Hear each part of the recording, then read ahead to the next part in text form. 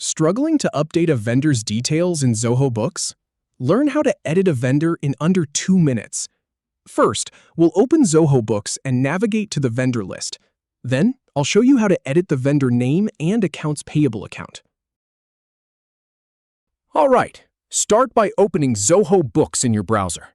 Then, on the left sidebar, go ahead and click on Vendors. Now, find the vendor you want to edit and click the arrow down next to their name. From the drop-down that appears, select Edit.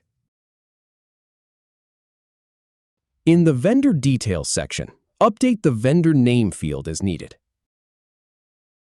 Once that's done, also update the vendor name if you need to change it further. This field appears again for confirmation. Next, select an accounts payable account from the drop-down menu. Click on Accounts Payable to open the list and choose the appropriate account. Finally, click Save to apply all your changes. That's it. You're all set. If you have any feedback or if any info is inaccurate, please leave a comment below. We'll do our best to answer or redo the video if needed. Thanks for watching.